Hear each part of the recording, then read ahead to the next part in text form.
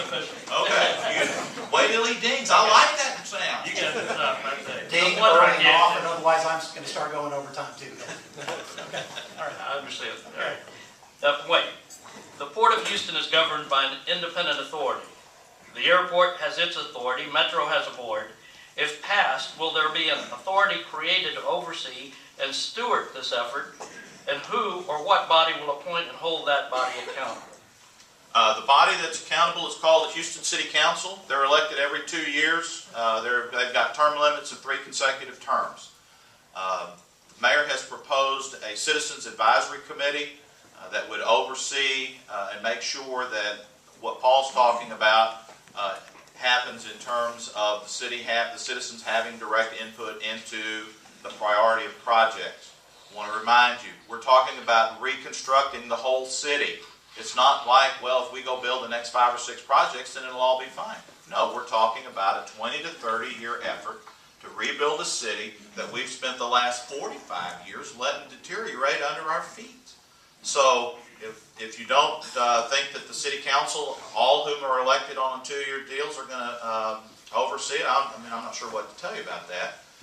The fact is, what Prop 1 does is it creates a dedicated fund so that future mayors and councils cannot take the money that's currently dedicated for the street system and spend it on other things. That's the beauty of this. We're tying the future's hands and saying, whatever money you're spending on streets now, I stopped that now. Wayne, I accept your answer that the Houston City Council is the authority on this. So I ask you to immediately pull your advertisement down that implies that somehow that's not the case, because I consider that advertisement to be deceptive. It talks about implying that somehow that these politicians won't get their hands on the money in the future, but everyone knows that the city government has to oversee this fund. Now, the other thing is that the general public does not know what the rates are going to be. We have not had a rate hearing. We've got 9 billion square feet of land in the city, and taxing every single square foot of it would be about a penny and 2 cents. And so we know that the rates are going to be higher than that. We don't know what they're going to be.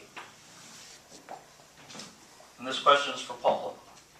How safe is the lockbox? Voters were convinced that Texas lottery money would go to education, that Metro funds would be used for transportation-specific purposes.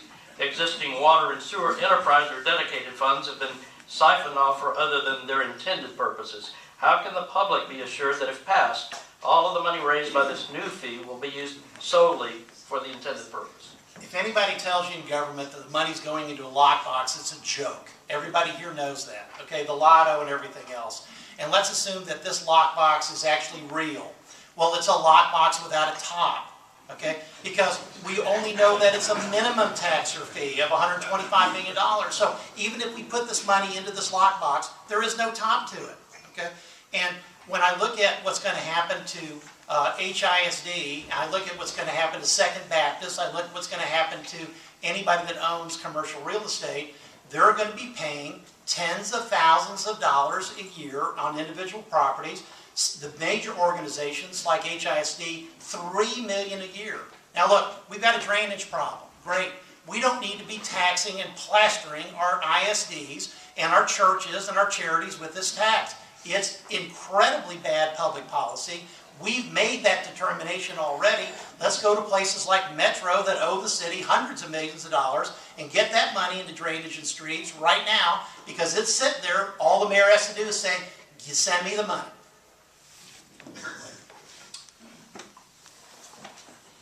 Well, that's an interesting proposition.